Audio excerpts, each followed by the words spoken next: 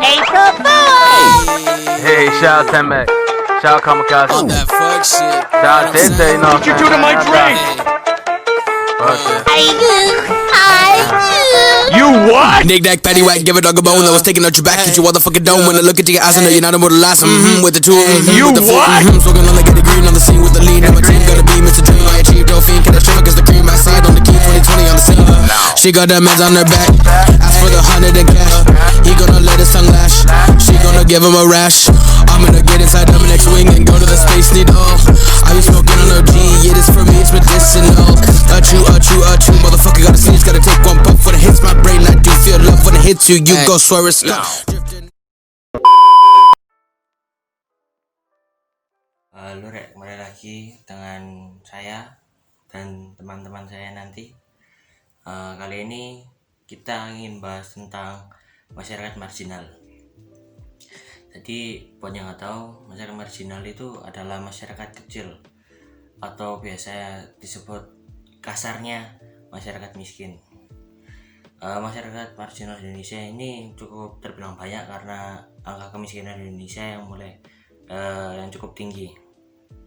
Masyarakat marginal ini muncul karena tekanan, contohnya sebagai tekanan sosial, tekanan ekonomi, tekanan politik, dan lain-lainnya.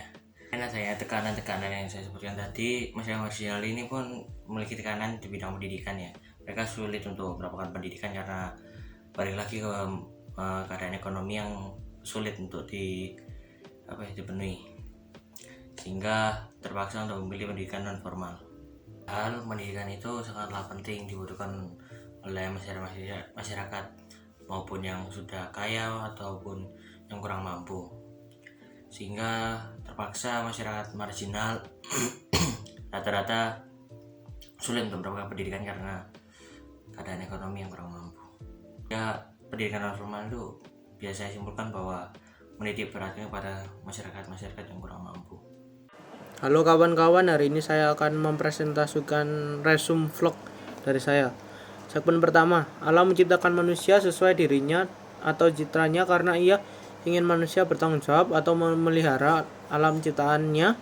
Karena waktu itu ia berfirman, baiklah kita menjadikan manusia menurut gambar dan rupa kita, supaya mereka berkuasa atas ikan-ikan di laut dan burung-burung di udara dan atas ternak-ternak dan atas seluruh bumi dan atas segala binatang melata yang merayap di bumi. Halo Rek, kembali lagi. Jadi sekarang aku ingin bahas tentang masyarakat marginal lagi, tapi yang berhubungan dengan BEP.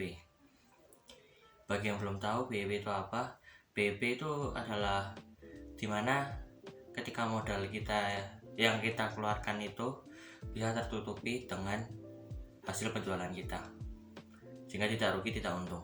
Menurut saya konsep BEP ini sangat diperlukan oleh masyarakat marginal yang berprofesi sebagai pedagang kaki lima.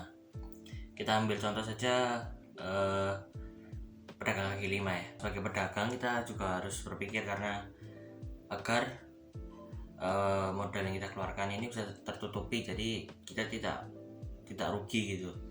Pasti kan semua orang berjualan ingin mendapatkan untung, tidak mau rugi. Kayak bisa saja pada suatu ketika kita akan merasakan kerugian. Pedagang kaki lima juga bekerja keras untuk memenuhi kehidupannya, sehingga yang saya simpulkan atau yang saya perhatikan sekarang ini, para pedagang kaki lima itu tidak memedulikan lah untung dan ruginya. Yang penting dia bisa cukup untuk bertahan hidup. Gitu aja sih.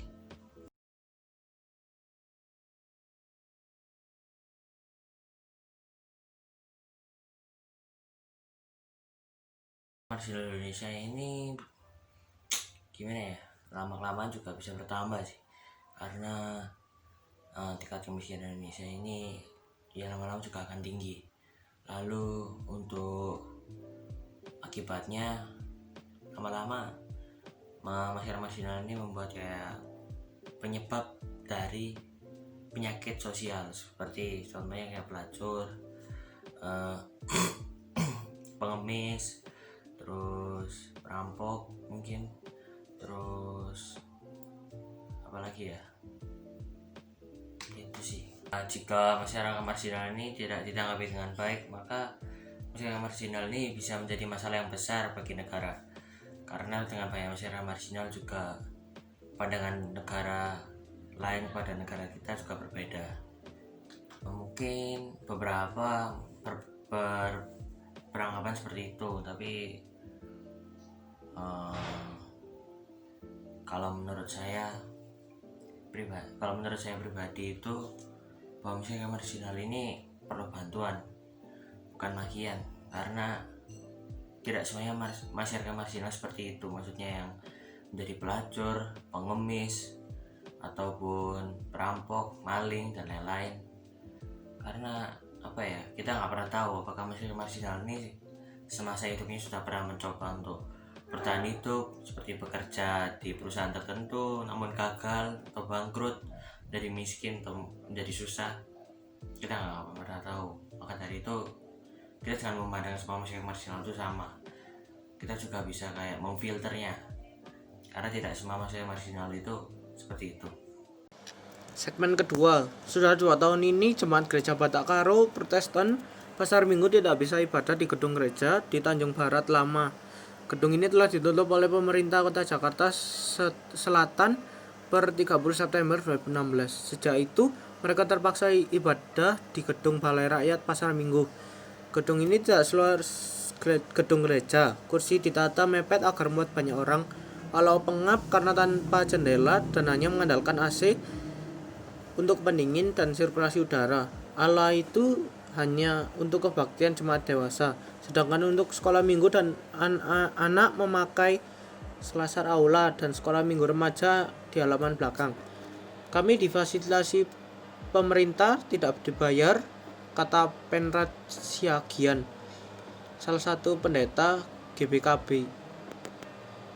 Pasar Minggu adalah gereja yang berdiri sejak 1990. Sejak awal gereja tidak pernah bermasalah sampai akhirnya terbit pada 2006 masa pemerintah Susilo Bambang Yudhoyono. Semua berubah. GBKP harus mengurus izin lagi sesuai aturan baru itu. Alih-alih mendapatkan izin, provokasi dari kelompok intoleran yang menggalang penolakan membuat GBKP tak berkutik. Pemerintah Kota Jakarta Selatan tak punya pilihan selain menutup gereja karena belum memenuhi syarat dari SKB 2 Menteri. Kondisi itu bukan hanya terjadi pada GBKP Pasar Minggu. Berdasarkan riset kami, sepanjang 5 tahun terakhir ada 32 gereja yang ditutup karena provokasi dan izin. Sebagian besar pelaku penutupan dilakukan oleh pemerintah daerah.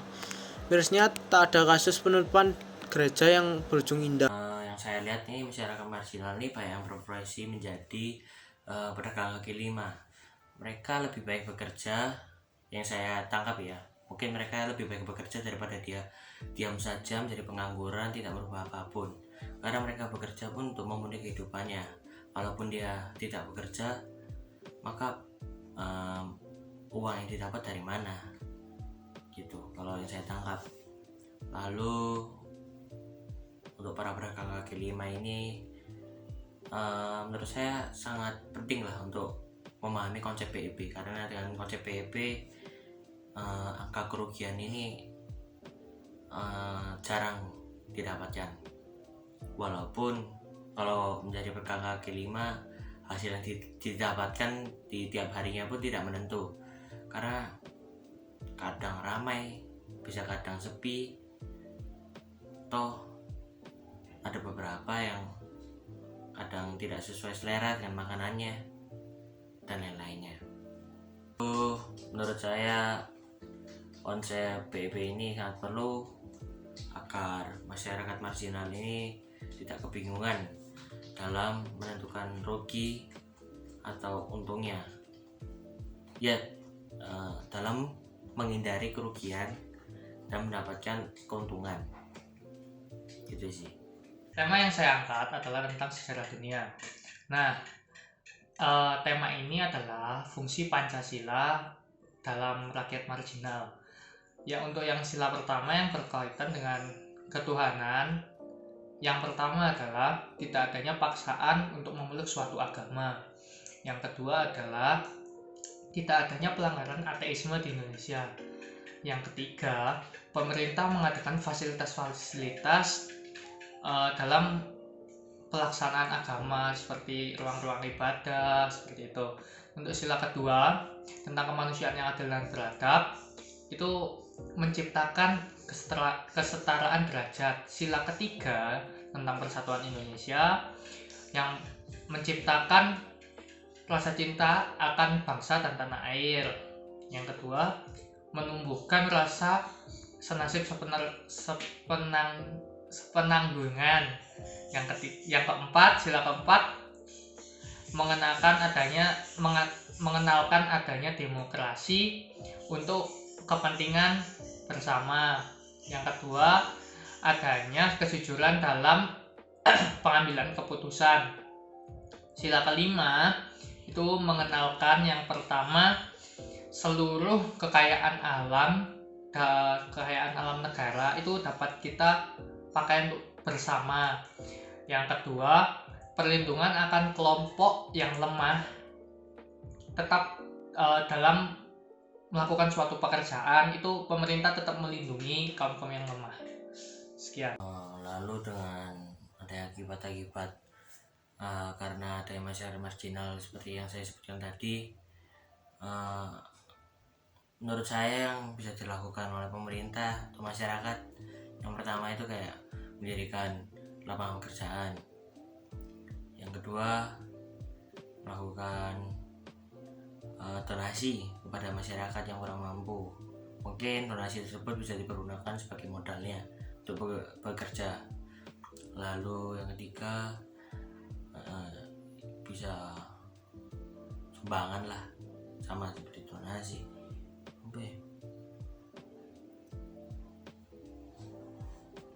Mendirikan sekolah gratis bagi masyarakat yang kurang mampu, itu mungkin sangat membantu, karena pendidikan di negara ataupun pendidikan di zaman sekarang itu sangatlah penting untuk mendapatkan suatu pekerjaan, apalagi pekerjaan kantoran.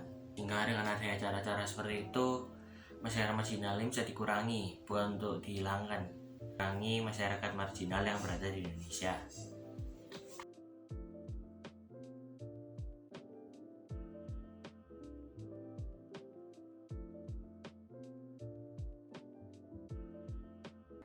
Halo guys, gimana kabarnya? Sehat toh? Nah, pada saat ini saya akan berbincang atau berbicara tentang masyarakat yang terpinggirkan. Nah, masyarakat yang terpinggirkan di Indonesia ini tergolong sangatlah banyak. Nah, saya ingin memberikan solusi, yaitu dengan teknologi bioproses. Nah, teknologi bioproses ini diprediksi memiliki peranan penting di masa depan. Sebagai contoh di bidang pangan, farmasi, energi, kedokteran, pertanian, maupun pengolahan limbah berbahaya.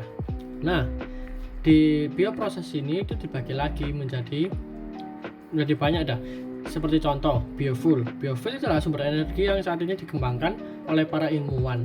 Jadi, biofuel itu dikenal dengan sumber energi yang ramah lingkungan dan jumlahnya sangat melimpah. Dan berbeda dengan fossil fuel, yaitu bensin yang dibuat dari minyak tanah. Nah, selain tidak ramah terhadap lingkungan, yakni menghasilkan emisi gas buangan yang berdampak pada udara. Jumlahnya juga dikhawatirkan terbatas karena sumber dari fossil fuel berasal dari minyak bumi yang notabene akan habis jika diambil terus-menerus. Nah, yang kedua ada bioplastik. Nah, bioplastik itu merupakan teknologi yang ramah lingkungan. Berbeda dengan plastik biasanya. Kalau bioplastik ini plastik yang bisa terurai, mudah terurai. Kalau yang plastik biasanya itu kan terbuat dari petrokimia, dan itu terurainya itu butuh waktu berabad-abad ataupun ribuan tahun. Nah, yang ketiga ada industri sterilisasi buat alat-alat medis di rumah sakit. Nah, sesuai dengan pandemi saat ini, kita itu membutuhkan alat sterilisasi yang sangat baik. Ya, ini ada teknologinya. Jadi bioproses ini berkaitan erat dengan pengendalian mikroorganisme. Di saat tertentu keberadaan mikroorganisme dapat merugikan terhadap kesehatan manusia. Seperti halnya jika terdapat pada alat medis di rumah sakit yang notabene harus steril atau bersih. Nah, teknologi ini bisa digunakan. Terus yang keempat ada bioremediasi, yaitu teknologi pengolahan limbah. Saat ini pemanfaat mikroorganisme sudah dilakukan pada berbagai macam bidang, dari mulai pangan sampai kepada pengolahan limbah. Nah, sekian dari saya, itu adalah solusi yang dapat kita lakukan pada tahun 2020 ini dan saat pandemi ini. Saya undur diri. Terima kasih. Yang selanjutnya segmen 3. Yang tidak kalah penting dalam sifat Gereja Katolik adalah sifat yang bersifat Katolik atau umum. Ya, benar sekali. Katolik sendiri adalah bahasa Yunani yang berarti umum. Pada dasarnya Gereja Katolik disebut-sebut atau memiliki arti sebagai umum itu didasarkan oleh 3 hal, yaitu keterbukaan, waktu, dan tempat. Berdasarkan sifat umum keterbukaannya, Gereja Katolik adalah gereja yang terbuka atau umum untuk semua orang dari berbagai kalangan. Bisa juga kita sebut sebagai sifat universal. Lalu menurut saya dalam memahami konsep BEP bagi masyarakat marginal, khususnya para pedagang kaki lima, itulah jalan terbaik agar masyarakat marginal ini diminimalisir lah, mendapatkan kerugian dan memperbanyak keuntungan yang didapat. Saya BEP ini sangat berguna bagi masyarakat marginal dan tidak merugikan masyarakat marginal itu sendiri. Jadi kesimpulannya apa ya? Kalau menurutku sih jangan memandang semua masyarakat marginal itu sama, karena tidak semuanya masyarakat marginal itu kayak menjadi pelacur contohnya, terus menjadi maling, perampok. Kita nggak pernah tahu bahwa masyarakat marginal itu dalam hidupnya mungkin udah berusaha tapi gagal, terus dia mungkin depresi atau apa sehingga memilih menjadi pengangguran. Ya menurut saya bisa difilter lah. It's lit. Just take a look at the drip. You boys don't get fired in this. Roll a dope, yeah, I'm high as a bitch. Wait, it's lit. Get that little bitch a little tip. Now she wanna suck on the dick. She wanna catch all of the drip. Pull up and I'm loading the clip.